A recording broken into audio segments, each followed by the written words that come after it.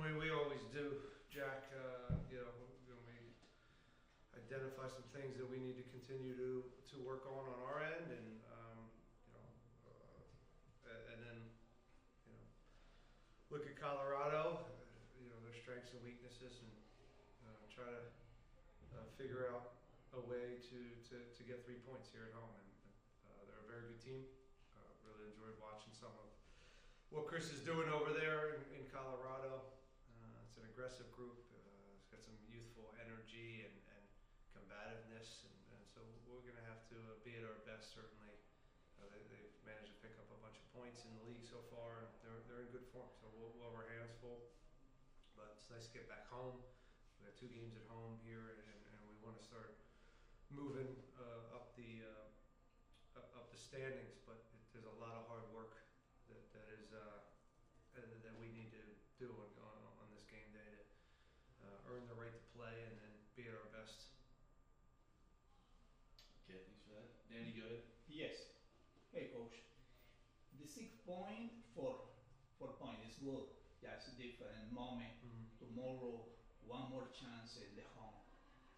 Yeah, we haven't been recently. Our home form's been okay. We got our home win against LA, and we want to continue moving forward with that. Early, again, not so much. We didn't do a good enough job of sending the home fans happy, and that's important to us to entertain and send them home happy with 3 points. So another chance to do that. Cool. Good. Chris? With Blake stepping up huge in goal, who steps up on the back line to keep that communication flowing when our defenders are pushing up so high? And what do these new guys need to do to make an impact that you haven't seen yet?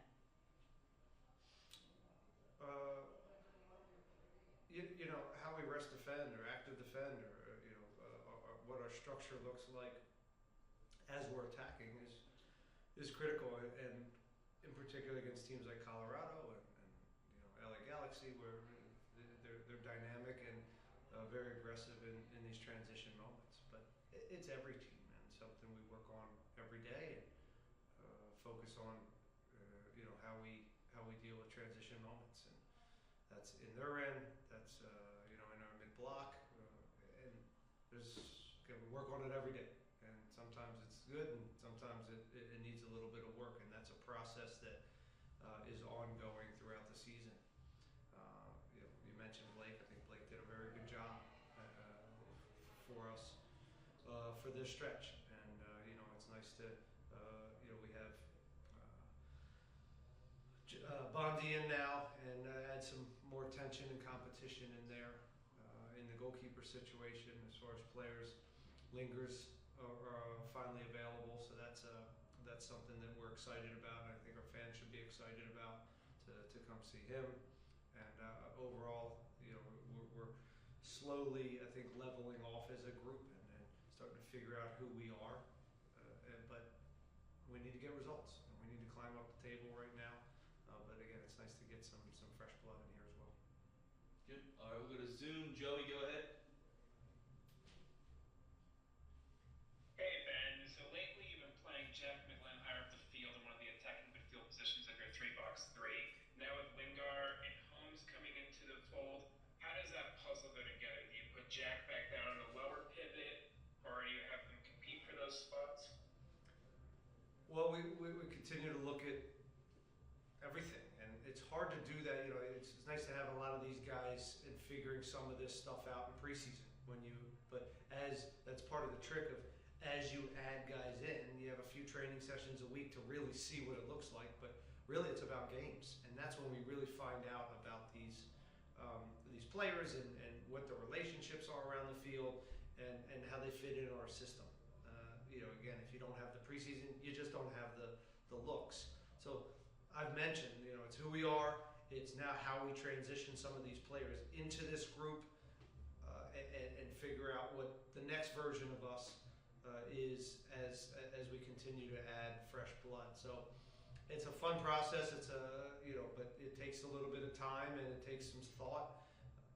So we'll find out. We'll find out as it goes. But I think Jack's been doing very well, a little higher up the field, getting more, just closer proximity to goal, with his final ball. We know he can score from distance. Gets him in around some more production for him. But we also know what he can do when we move him a little lower and pull the strings. And I think he's a guy that we may bounce back and forth depending on the opponent, depending on the moment in the match, what the game is needed, home or away. So there's a lot that goes into that. And yes, also when Linger comes in and when Dwayne Holmes comes back into the fold, and Anali and Quinones and all these guys, and there's going to be a process to that of figuring it out. I don't have that answer, but at some point I will. Now with Holmes, we've seen in the past in the championship he's played a little bit of a wing-back role as well. Have you guys explored the option of him competing with Dorsey for that right-back spot? Sure.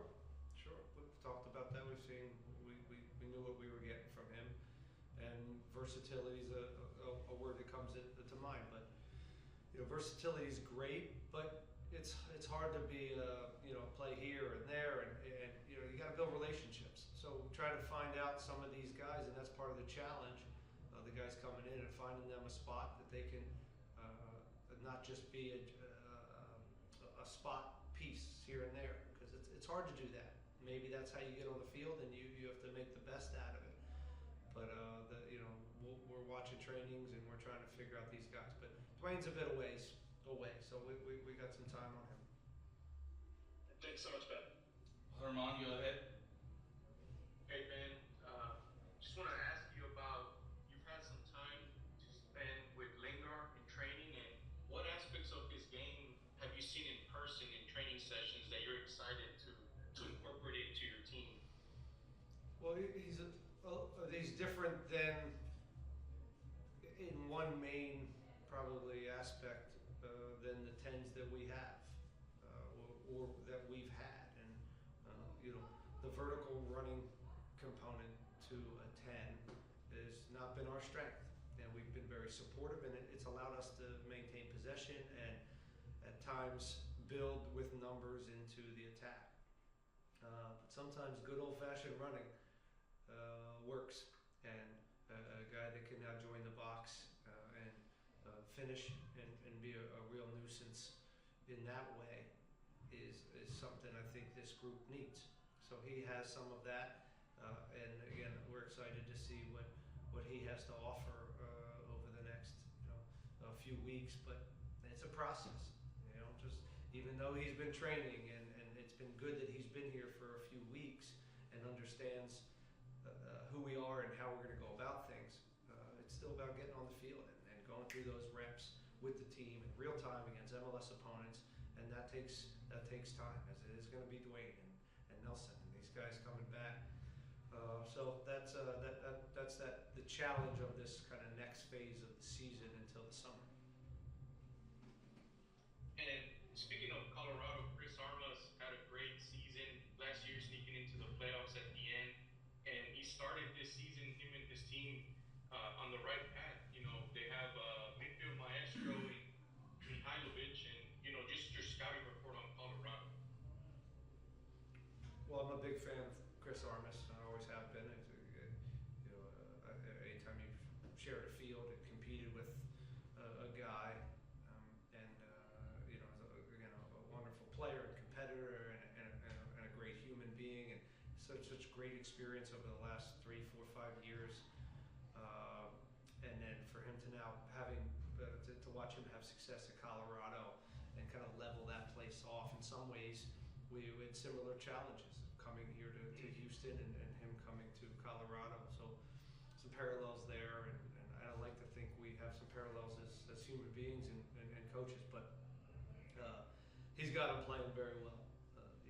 His teams are always going to give, and they're going to be committed, and they're very, very aggressive right now. They're turning balls over. They're aggressive with their numbers forward. A lot of running in behind, and they want to get to goal pretty quickly, and that's a very dangerous thing.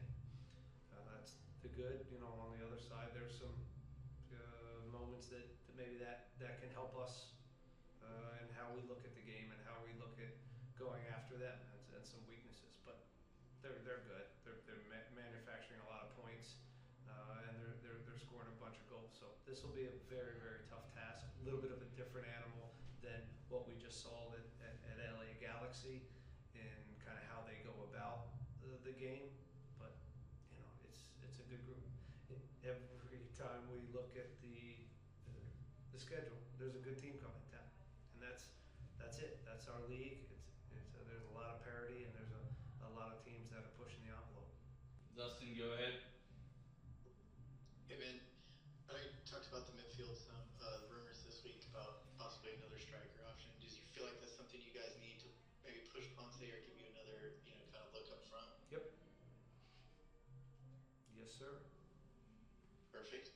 And just one more thing on Colorado. You talked about Mihailovic and how good he's been. How difficult is it to play these number 10s, that can kind of roam everywhere and create from all over the field? Yeah, it's easy to circle them on the board and say, we got to get after this guy, tight to him. These guys spend their whole lives being that guy, being the guy that teams key in on and try to stop. So they capable of getting out of pressure with the ball. They understand space. They understand how to, be the right distance between two players and find little pockets. And he's got a final product. He's very well rounded in that he can provide and slip, service, but also he can score as well. So he's a very, very good 10 in this league, and I think he has been for a while. It's just a matter of him being with the right group for him to have success, and he seems to be in good form. And he's not the only one. They've got a few players playing at a really high level, and it's a collective group. So, but we're looking forward to it. We think our form is over the last 4 games. I think we continue to grow and learn about ourselves, and we're now hopefully we can start maximizing points here at home. Thanks, Ben. All right, we're wrapping up with Jesus. Jesus, go ahead. Hey man, you're 8 games into this season. What is something you've learned about this team as it's currently constructed? Obviously, we know it's different team players from the past couple of seasons. What's something you've learned about this team through these 8 games? Good question, Jesus. You may have stumped me, actually. The first time, I guess. Yeah, it was the first time that. What have I learned about this group? I don't know if it's something I'll kind of redirect it. That I think we're growing. We're moving forward. It's getting better. I think the first couple weeks the first month, it was pretty rocky, and we questioned maybe our identity because of what we had and some of the injuries. And I think maybe what I've learned is we can still play at a high level and play the way we want to and stick to our game model with this group we have right now. But we have to get over that hump. And I think you've seen some of that in glimpses over the first 8 games. And I think they're growing in confidence of sticking to how we want to go about the game. And they're starting to believe slowly. We're still far from where we need to be. But I think they're at least starting to have some real belief that we can continue on kind of who we are and stick to what we do.